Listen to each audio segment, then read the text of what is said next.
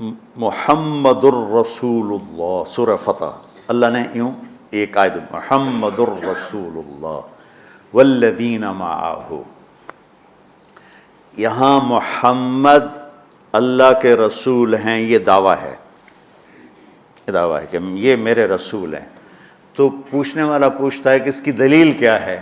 تو اللہ کہتا ہے اس کے ساتھیوں کو دیکھ لو، ایسے ساتھی صرف نبی کے ہوتے ہیں اور کسی کے نہیں ہوتے۔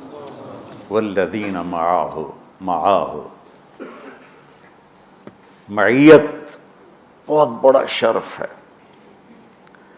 اور وہ کیسے ہیں؟ اشداء علی الکفار ہیں، رحماء بینہم ہیں۔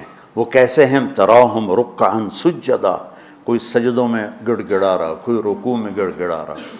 اور اخلاص ایک باریک چیز ہے جس کو موت سے پہلے ہم دعویٰ نہیں کر سکتے کہ میں جو کچھ کر رہا ہوں اخلاص سے کر رہا ہوں، لیکن وہ اتنے اللہ کے قریب ہوئے کہ اللہ نے ان کے اخلاص کی خود گواہی دی، یبتغون فضلا من اللہ ورضوانا۔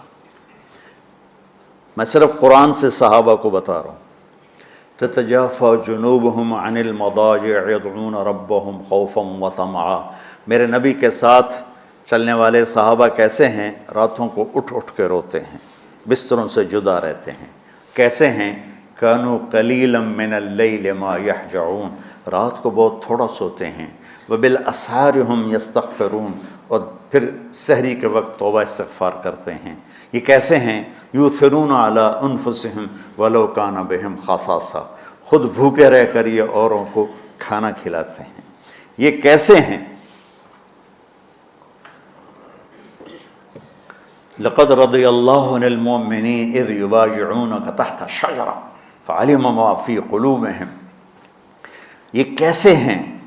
یہ قرآن صرف بتا رہا ہے کہ صحابہ، آخری بات درجہ بندی کی، لا یستوی منکم من انفق من قبل الفتح وقاتل، میرے محبوب آپ کے صحابہ کی دو ہیں جماعتیں، ایک وہ ہیں جو فتح مکہ سے پہلے ایمان لائے، اور ایک وہ ہیں جو فتح مکہ اور اس سے آخر تک ایمان لائے۔ یہ جو بعد والے ہیں نا، یہ پہلے والوں کے برابر نہیں ہو سکتے، اللہ نے فرق مراتب رکھا ہے۔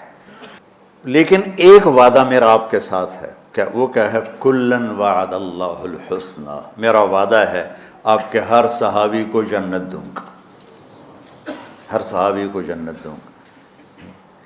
اور یہ پہلی جماعت ہے جن کی حمایت میں قرآن اترتا تھا۔ اور ایک عجیب ہے کہ ایک لفظ قرآن کا، ایک لفظ، ایک آیت اتری، لا یستوی القاعدون من المؤمنین والمجاہدون فی سبیل اللہ۔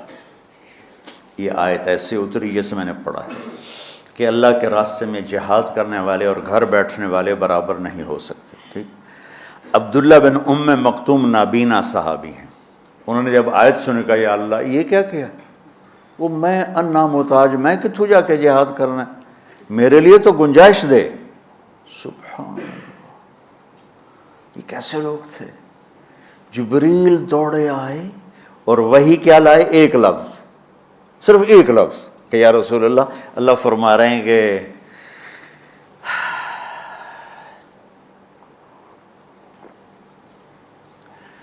کیا ہے؟ عبس وتولی اذ جاءہ الاعمی، کہا میرے بندے کی فریاد میرے پاس پہنچ چکی ہے، لہٰذا اب اس آیت کو یوں پڑھا جائے، لا یستوی القاعدون من المؤمنین غیر اولی الضرر والمجاہدون فی سبیل اللہ، کہ جو معذور ہیں ان کے علاوہ جو صحت مند ٹھیک ٹھاک ہیں وہ، اور جو میرے راہ میں ہیں، برابر نہیں ہو سکتے۔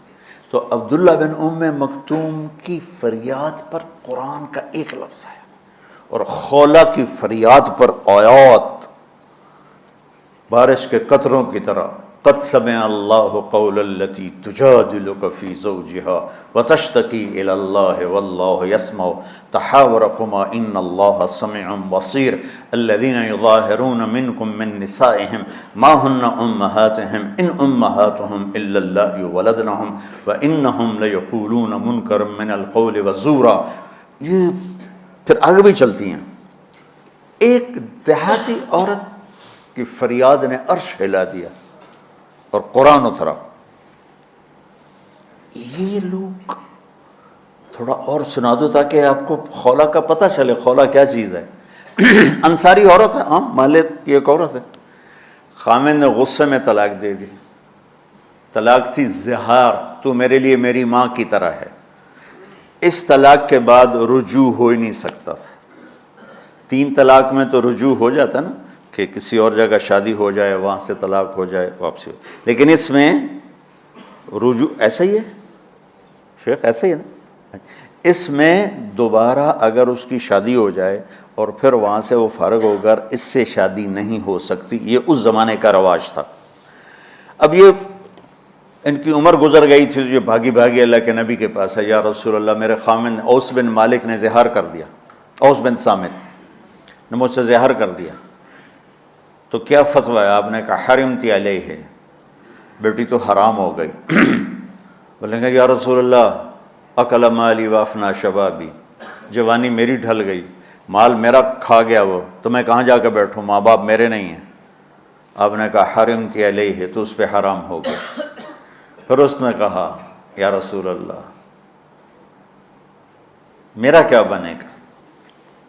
تو آپ چپ ہو گئے؟ کبھی جب وہ مانتی نہیں تو کیا کرو، آپ چپ ہو گئے۔